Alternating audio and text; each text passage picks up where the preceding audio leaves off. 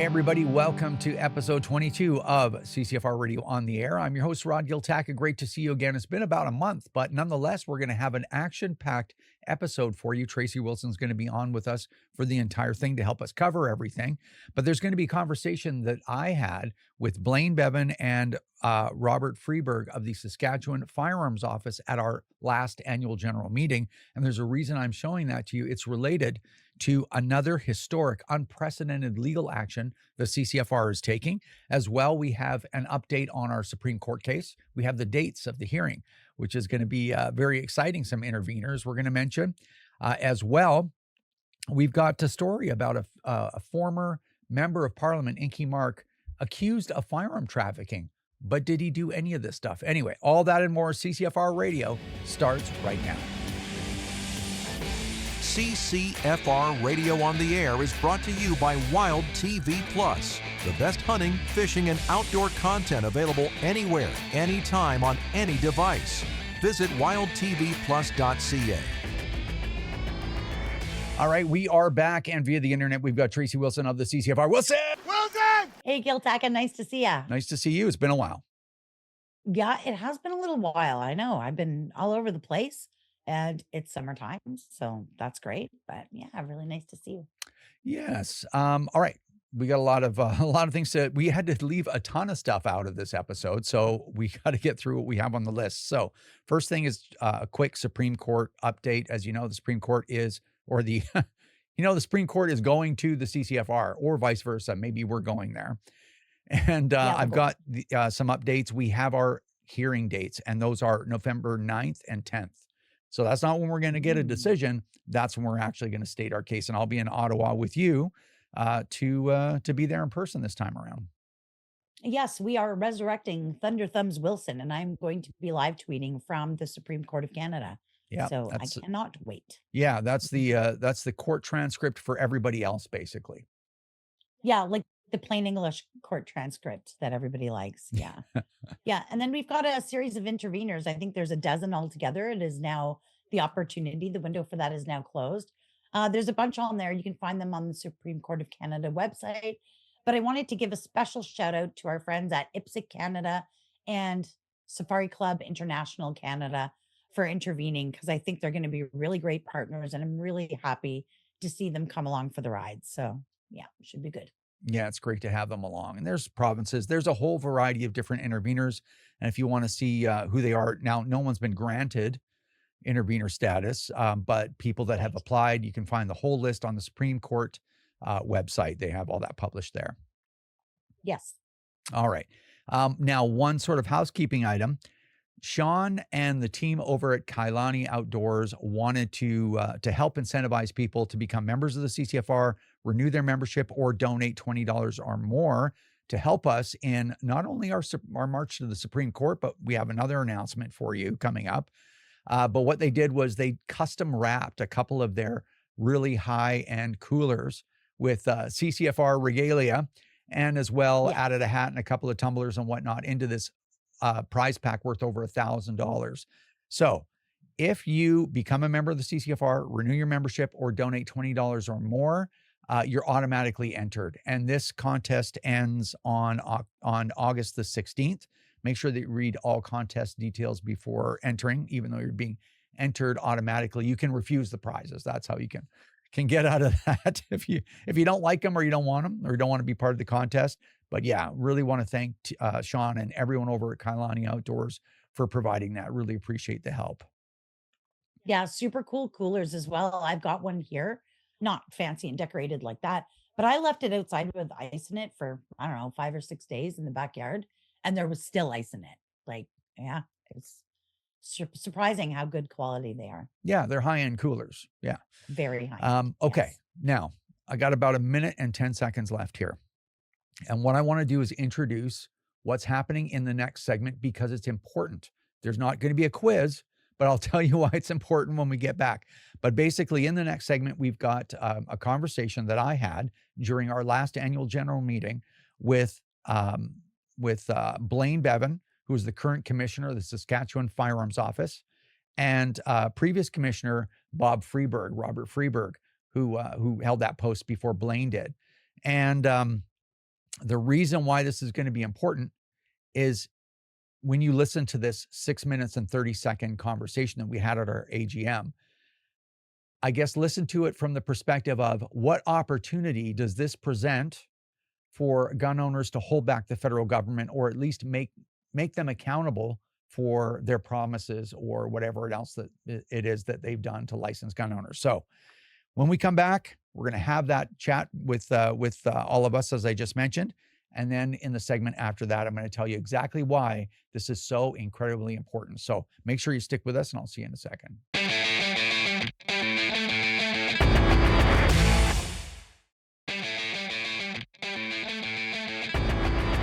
We are the architects of Saskatchewan's approach to the federal government's ridiculous overreach as far as civilian firearm ownership is concerned. We've got Blaine Bevan, who is the current commissioner of the Saskatchewan Firearms Office. And we have the former commissioner of the Saskatchewan Firearms Office, Bob Freeberg, here. So really glad to have them.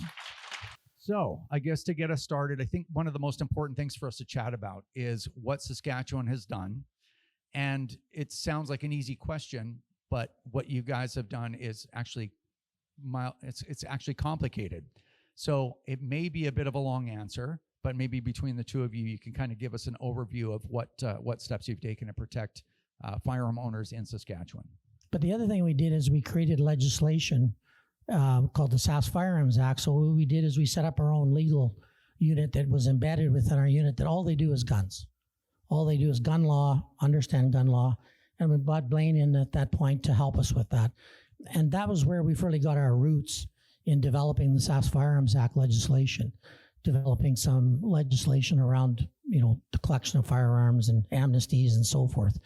But as feds got greedier and greedier with the overreach on the gun ban and started coming out with more and more, we realized we had to go another step further.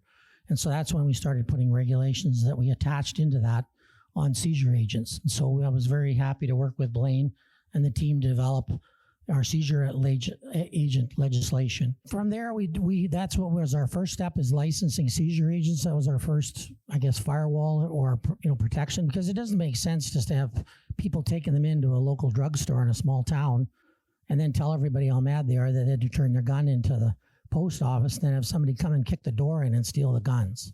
So there was a lot of things we did around public safety, and I'm going to let Blaine speak to more of that.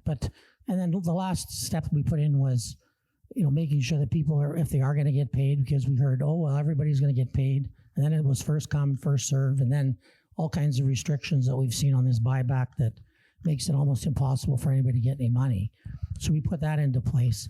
And then the last thing, of course, we've done is, and I'll have Blaine speak to it more, is we put in an exemption to allow people to store those firearms on behalf of the government of Saskatchewan while they're waiting for that compensation. And as Rod said, there's a building block that's very important here. One of the things I want to talk about is the legislation that we put into place. So obviously the Sask Firearms Act, Bob's touched on some of that. We initially passed that in April of 2023. It was tabled in December of 22, passed in April of 2023 with complete government support. Both parties in the province voted unanimously to pass it. Saskatchewan's Sask Party and the Saskatchewan NDP Party both are in support and have been support with amendments and changes we've made. But as it stands right now, as the law stands, the federal government can reclassify firearms. And so if they're going to do that and they're going to take away people's legally owned property, we're going to make sure it's done in the appropriate way in Saskatchewan. So we set up the seizure agent licensing, and surprise, surprise, the federal government didn't apply for a license. But then they start coming out with, we're going to do declarations and this buyback is happening. And it's very clear that it's going from, don't worry, you'll get your money, to first come, first served. We said, that's not going to fly in Saskatchewan. If you're going to tell people that you can't own something, you're going to pay for it. And so we brought in these amendments in November, which was all about fair market value and all about making sure that there's fair market value compensation. But also, prior to this, we tied the fair market value to when you actually take somebody's gun.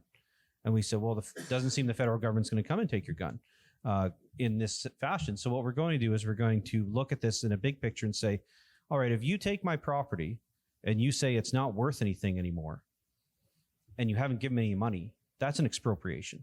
That's constructive expropriation. You have seized my firearm. You've rendered it valueless. So we created basically a new type of law in Saskatchewan that's called deemed seizure. And if you reclassify someone's firearm or make it so they can't transfer it from one person to another, that means handguns, you have devalued their property. And if you devalue someone's property, you need to pay them for it. You need to pay them fair market value. And so that's what we brought in November about this idea of devaluation of property. And then we've got this issue that still, there's this big boogeyman deadline coming up of October 30th. And what are we going to do about it? So we spent a lot of time, Bob and I, looking at storage options, because we don't want, and our government's been 100% clear, we don't want anyone in Saskatchewan to be in the position of being a criminal on October 30th. We want to make sure that they are protected, they're not prosecuted, they're not at risk.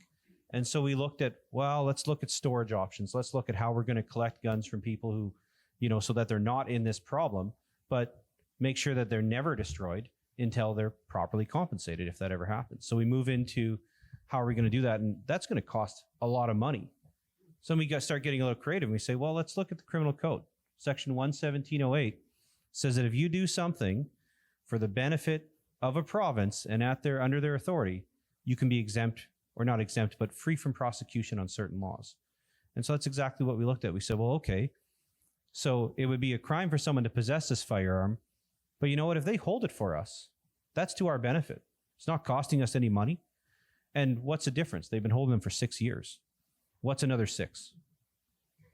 Or until another election. How's that a danger?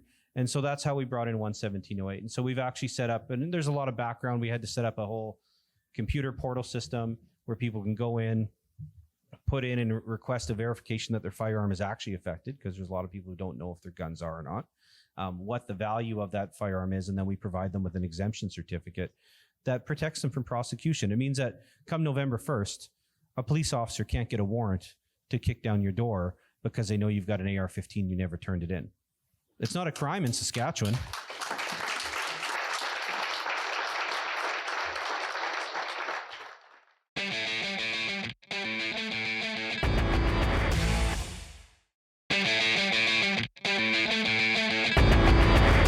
All right, we are back now. It was an interesting conversation that we had. Mm-hmm. So I guess if we were to summarize it, the province of Saskatchewan rolled out this legislation, passed this legislation. It was an amendment to previous legislation, but whatever. They are obligating the federal government to pay if they destroy the value in your private property. And the key to all of that was whether or not they confiscate it. So in the case of firearms, even if you still have those guns, but the government made them worthless, you can sue the government. But here's the thing. You can't sue them in small claims court. You have to sue them in the court of the King's Bench, which means it's one of these expensive 3, 4, 5 year processes, which individuals in Saskatchewan may not want to fight the government for 5 years straight, nor do they have the $60,000, $80,000, $100,000 each that it's going to cost to sue them directly. So guess what? The CCFR has launched a class action lawsuit against the federal government of Canada on behalf of affected residents in Saskatchewan. I did a whole video about this. I don't have time in this format to tell you about all the details, but we're doing this on behalf of not only the residents of Saskatchewan, it's filed. But what's that? I said it's done. It's filed. Yeah, it's already filed. So it's not something we're thinking about. We already did it. But check out that video on our YouTube channel. It was out a few days ago. It's got, I don't know, 45,000 views, something around there. But we're doing this on behalf of all of these people, so they don't have to do anything. They're automatically included if we get certified by the court and we win. That means everybody in the province can submit a claim for everything that they have at full market value. Ammunition in some cases, accessories, the firearms, the magazines, all this stuff, not just a handful of guns. Handguns as well. And then if you watch this video, you'll hear this all over again. But as more provinces and territories implement the same legislation, and we're working with some of them to do that, that means the CCFR will be there to launch a class action lawsuit on behalf of the affected residents, let's say of Yukon or Alberta or Ontario. So this could be huge. This could be tens of billions of dollars that the government will have to pay because this is what it should cost. So you can rely on the CCFR to be there to help people when they need help. Yes. Yeah. So anyway, Again, we're not going to get into all the details, but check out this video. Maybe in the next episode, we'll talk more about it. We have to move on. So a former conservative MP, long since retired, Inky Mark, got charged with a bunch of criminal firearm offenses. And it was quite a story. The media didn't want to really report on her class action, but man, they're reporting on Inky Mark. Yeah, this was crazy. Well, and I saw one of the charges that he was charged with was trafficking. And I thought to myself, what? Like, Inky Mark is 78 years old. He's an old senior citizen. He's been collecting guns for 55 years. Like, how can this be? So, of course, it didn't take very long for it to come out that he had transferred 3 firearms, uh, apparently, to somebody with a license. However, you'll remember back with C-71, there was a measure implemented there later on through an OIC that was the requirement for license verification. So when you want to sell, if I want to sell you a shotgun, I no longer just look at your card and give it back to you and sell you the gun. I now have to contact the CFP, verify your license, get a reference number for that, and use that, which he failed to do. I posted about this on Facebook, and almost every comment was people saying that they didn't even know that was a requirement. And now Inky Mark is charged with firearm trafficking. Like, this could ruin his life. It's very serious. So yeah, just a terrible, terrible situation, and shows how people are falling victim to these government decisions. Yeah, absolutely. The government had a choice when they implemented that to make that a regulatory offense with a fine or something, a small fine, because these are Yeah. transfers between licensed individuals, but they didn't want to do that. They wanted to make it trafficking or serious criminal charges anyway. But hey, Yeah. I guess brutal. we're just, I don't know, whatever. We'll give you more updates as that situation develops. And quickly, we're running a little bit out of time, but you did a rally in Winnipeg this past week. Yeah, this was sweltering hot. It was like 46 degrees there, but I went out to Winnipeg. We had conservative MPs Raquel Doncho. You'll remember she was the former shadow minister of public safety. Ted Falk and Colin Reynolds joined me. So it was great. We had a couple hundred people. Like I said, it was 46 degrees. We even lost one in the crowd. I had to call an ambulance. He had fainted from the heat. Special shout out to my good friends Derek Galland and Sean the Tenant Branch from Ontario here, volunteers at the CCFR. They flew out there on their own dime and helped me with everything. So very, very grateful. And I definitely needed the security. Winnipeg isn't quite the city it used to be, but yeah, Wow. there we have it. Yeah. Well, great work over there. We're out of time for the segment. When we come back, we have more, so stick with us.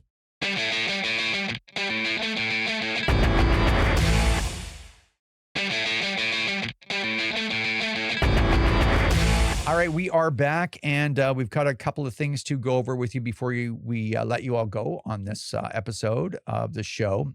And this is the most important thing. This is CCFR Field Officer of the Month for June 2026, who is our great friend, Colleen Porter. So congratulations, Colleen. Awesome.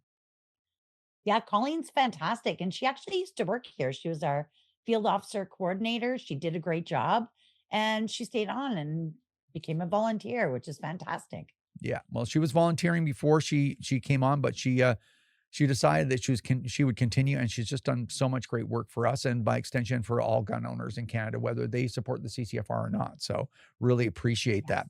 And Colleen would know because she was the field officer coordinator. But what you get for Field Officer of the Month is a year's free subscription from Canadian Access to Firearms, otherwise known as CATF, donated every month by one of the best people in our community, Donovan Dewis. Also, you get a $100 promo code for our online store, get you some CCFR swag. And new to the party is Josh over at Dirty Leather provides a handmade custom leather belt for Field Officers of the Month. So thank you, Josh, for that.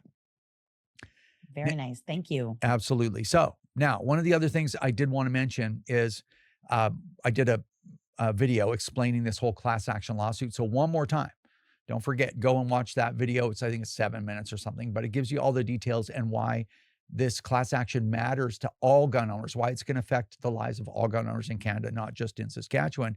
You end up getting the odd comment that's like, well, the courts are in league with the government, they're corrupt, or this, or just, none of this stuff is going to help stop. It's like, man, If you feel like nothing is going to work, then that's up to you. But that is not an excuse to stop fighting. You have to fight these people every step of the way, make them pay for every step if you ever want to be anywhere. And you know what? If we get to the end of this entire journey and the courts were corrupt and they were all working together against us and they just said no to everything, then at least you can go and say, okay, we didn't win, but we never, ever stopped fighting. And, you know, oh, if only we sued the government. If only we were big into elections, trying to get the government kicked out. If only we did documentaries to like all this stuff. We've done it all. So our conscience will be clean. We just got to keep fighting. You can't just stop and let these people roll right over you. Yeah, I 100% agree with that. Do all the things all the way, all the time. And if you think about it in its totality too, we went for the first time in history a gun group as the main applicant to go to the Supreme Court of Canada. It never happened before in Canadian history. Gunny Girl documentary. No one's ever produced anything like that before. We got a class action lawsuit against the federal government on behalf of the gun lobby and gun owners in an entire province. Never happened before in Canadian history. We got the amnesty extended as a result of what we did at the Supreme Court. It's something the Liberals promised they would never do. All this stuff in 6 or 7 months at the CCFR. Yeah. Like, we're the gun lobby and we're doing the work. You just got to keep fighting till the very last day, you know? Yeah. Yeah. We promised gun owners we'd do everything and we meant it. Yeah. All right. Last thing I want to mention is we are still on our summer schedule. So that means the next podcast will be on or about August 27th, I think, for our television audience, just to let you know. Okay. All right. That's it. If you want to help the CCFR, become a member. $40 a year, man. Not expensive. If you want to renew your membership or you want to donate $20 more, you're automatically included into the big contest for the Kylani coolers. Thanks, everyone, for all your support. Take care. And I guess we will see you in the next one, Miss Wilson. All right. We'll see you then.